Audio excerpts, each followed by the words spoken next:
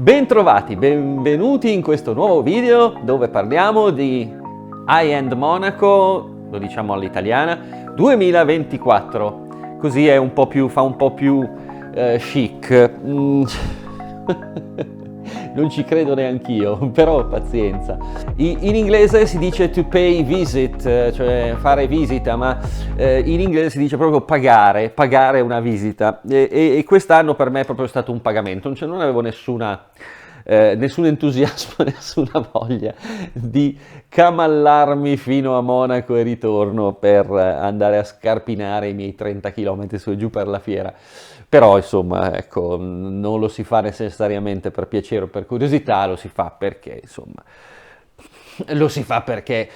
c'è da andare a salutare fornitori, qualche cliente, insomma, ci si presenta, si fa la passerella annuale in quel di Monaco. Cosa mi è rimasto di questo Monaco? Delle ottime salsicce, dei profumati krauti e degli spätzle al formaggio di montagna che vi consiglio. Nel caso, io di solito mi fermo a mangiare alla birreria dell'aeroporto, quella che c'è sul piazzale interno. Non mi pagano, ma comunque si mangia bene, si beve un'ottima birra. E quello, cioè le 3 ore fra la chiusura della mostra e il check-in del mio volo, sono state le uniche che ho potuto prendermi di riposo e di tranquillità in questi 2 giorni, e le ho spese appunto a gustare spätzle, salsicce e birra. Con questo non voglio dire che sia l'unico ricordo positivo che porto con me da Monaco. Se vi aspettate il video resoconto delle curiosità turistiche del Monaco High-End, non è questo video, perché vabbè, non amo fare il turista, non mi viene bene, curiosità non mi impressionano e non riesco proprio a farmi impressionare, non me le ricordo.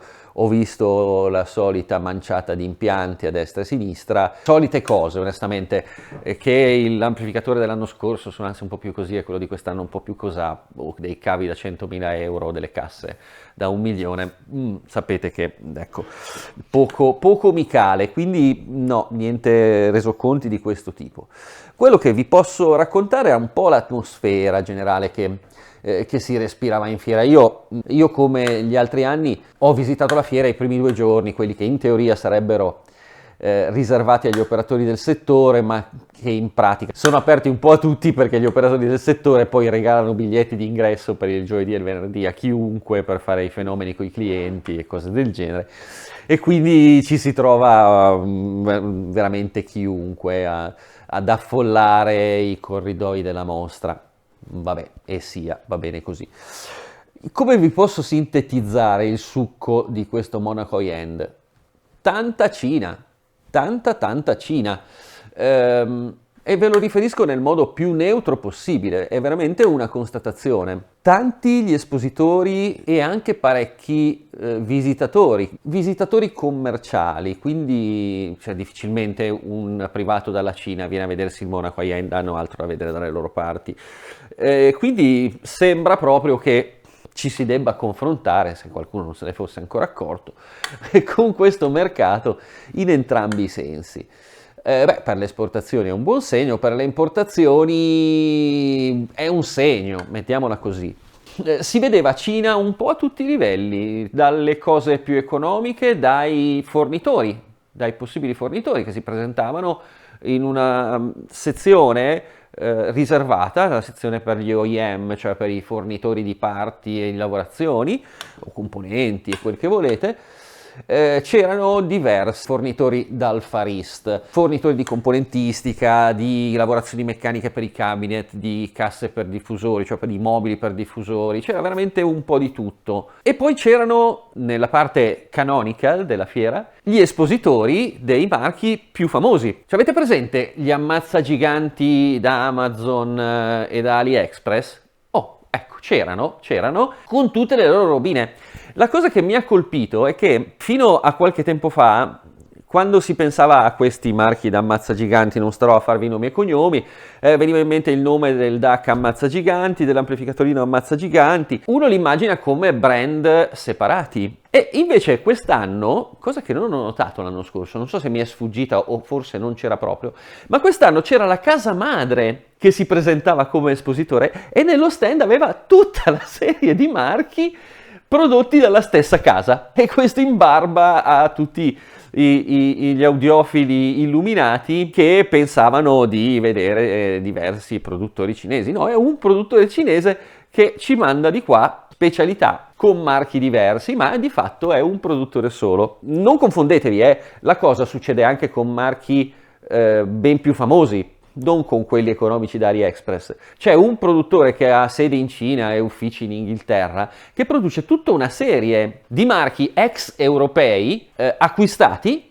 perché tanto non producevano più niente da una vita, si sono acquistati questi marchi storici, inglesi, americani, ma anche giapponesi, di rango, di un certo blasone, ma in realtà se uno va a vedere il luogo di produzione è per tutti lo stesso stabilimento, mega stabilimento in Cina, dove nascono tutta una serie di apparecchi, non sto a dirvi. E questa cosa quest'anno era assolutamente evidente sotto il naso di tutti. Non so onestamente come commentare questo aspetto. Ve lo riporto così com'è, perché anch'io non ci ho ancora ragionato sopra fino in fondo. Secondo me è semplicemente un segno dei tempi. Del resto ormai parlare di innovazione in alta fedeltà è diventato quasi un ossimoro. Non c'era niente di innovativo, non c'era niente di interessante.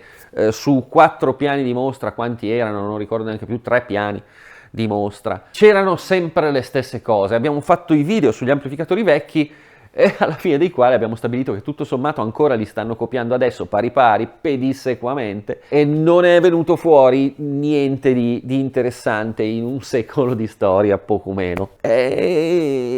Stiamo andando oltre, stiamo assistendo a una finta varietà di marchi e produttori che di fatto non esistono. E ripeto, non è una novità, non è qualcosa di mai visto. Vi faccio un nome che tanto non può denunciarmi, perché non ne avrebbe motivo peraltro, ma diciamo Stellantis non è una situazione così diversa. Abbiamo stabilimenti che producono pezzi per Fiat, Peugeot, Citroën, eccetera, e dall'altra parte abbiamo lo stesso stabilimento che fa 5, 6, 10, 15 marchi, fra virgolette diversi.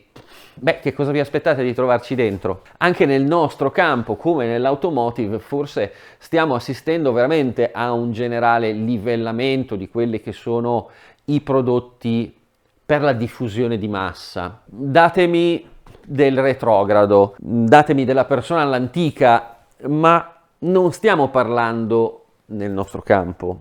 E quando parlo del nostro campo, mi permetto di parlare di alta fedeltà, ok? Non delle cuffiette per l'iPhone e derivati. Ecco, nel nostro campo non dovremmo fare dei paragoni con dei produttori di utilitarie. Dovrebbe essere un campo in cui si fa ricerca, in cui si cercano soluzioni qualitativamente interessanti, non dove si cerca di dare un po' qualcosa a tutti tanto perché comprino. E invece pare proprio di assistere a questo fenomeno, cioè facciamo delle cose, facciamone tante, qualcuna si venderà, tanto i soldi vanno sempre nello stesso posto. Veramente un po' semplicistico, ve lo consento. Non lo so, ecco, vedete, io mi sono appoggiato qui per consolarmi, me li sono messi qui, mi ci sono appoggiato sopra, li uso come appoggi, no? Ve li presento, sono un amplificatore differenziale e una base tempi dell'HP di qualche decennio fa, ancora a valvole, no? Il mio ferro vecchio preferito. Ma mi piace pensare, quando guardo queste cose, mi piace pensare di guardare un pochino da dove veniamo, da dove dovremmo venire, cioè da un campo in cui la ricerca, il continuo sviluppo è stato il motore di innovazioni importantissime. E dico è stato perché non lo è più da una vita. Non lo so. Anche anche costruttori che sicuramente quantomeno si proponevano come originali magari anche sì, di qualità, insomma. Sì, c'erano i costruttori di altoparlanti monovia, faccio per dire una cosa originale, ce n'erano anche più di quanto uno potesse pensare, ma non ho sentito un monovia che mi ha seduto lì ad ascoltare e caspita questi che cosa stanno facendo. Ci ho sentito delle cose assolutamente dozzinali, cioè un qualsiasi altoparlante che comprate su AliExpress di turno va così. Forse erano quelli, non escludo e non lo so, ecco, onestamente. Però soluzioni che volevano essere originali, che volevano essere, no, non diciamo originali, ma che volevano essere qualitativamente a un livello diverso dalla massa, che poi alla fine si rivelavano di poco spessore. Sì, ok, hai fatto l'impiantone con i valvoloni, con le cassone, con le trombone, poi lo ascolti, per suonare così dovevi fare tutto sto casino? Era il pensiero che mi veniva. Poi lo sapete che io sono uno per cui non mi va mai bene niente.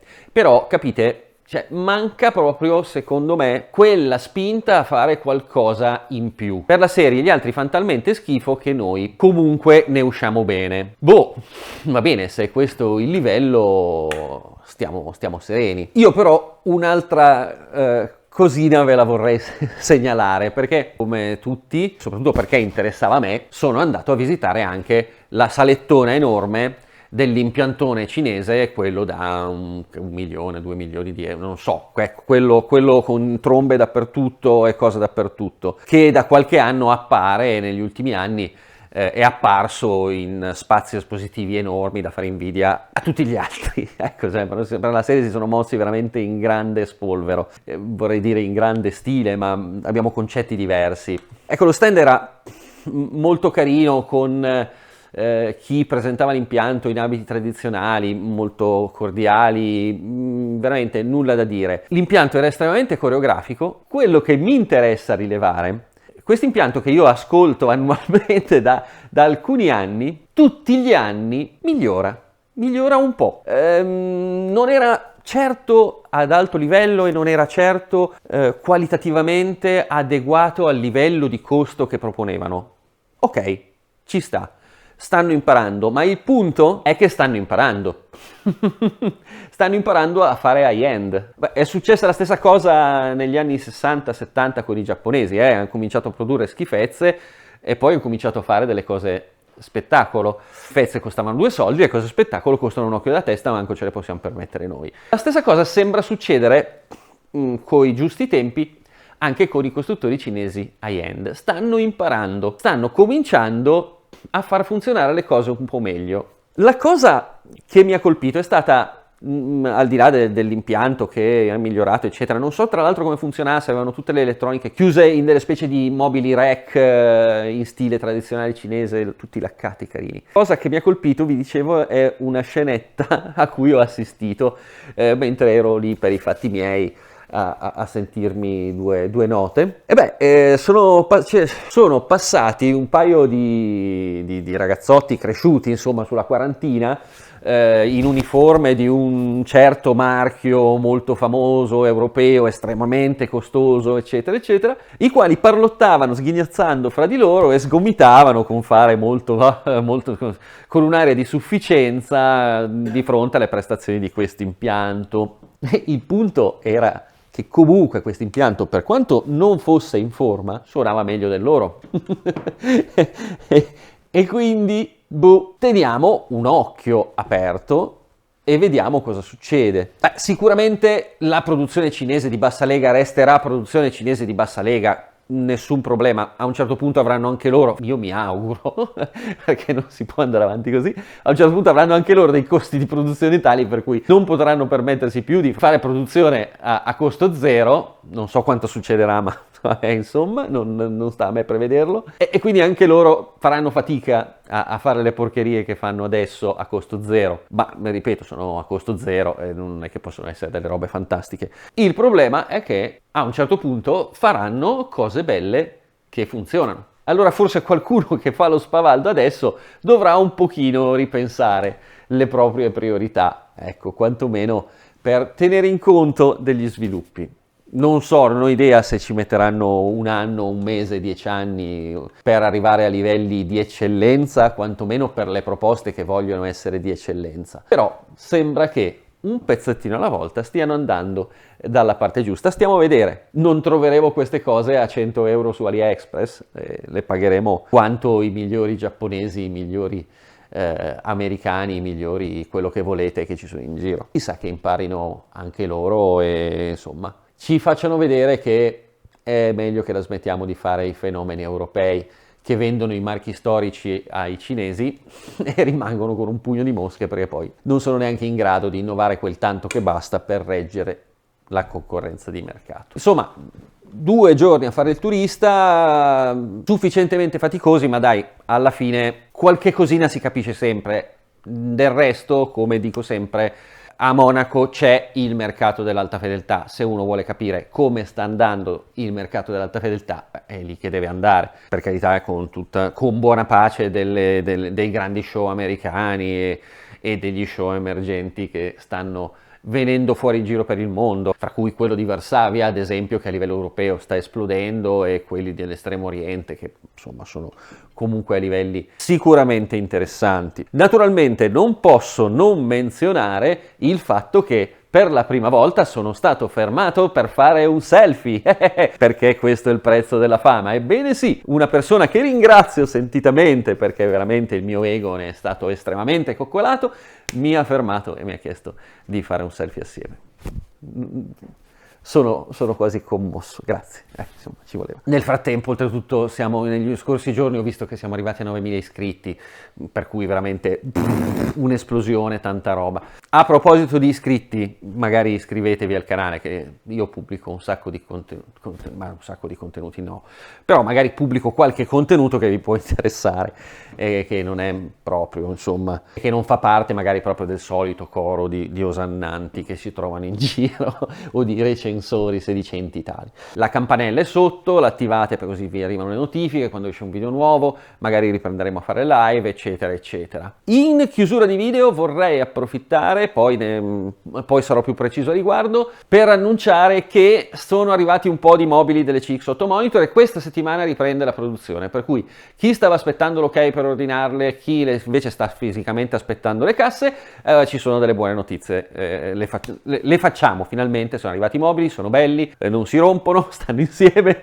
sono fatti come devono essere, ci abbiamo messo un bel po', ma ci sono. Quindi ecco, sappiatelo, se siete di quell'idea, potrebbe essere la volta buona, prima che finiscano di nuovo, così poi per altri 6 mesi dobbiamo aspettare che ne facciano degli altri, solite menate, solite menate assortite. Vabbè, non vi trascino più oltre in questo viaggio con me a Monaco, anzi per gli anni prossimi, se volete venire a Monaco, vi spiego come si fa.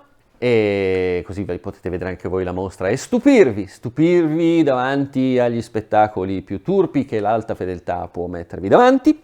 Io vi saluto e ci vediamo al prossimo video.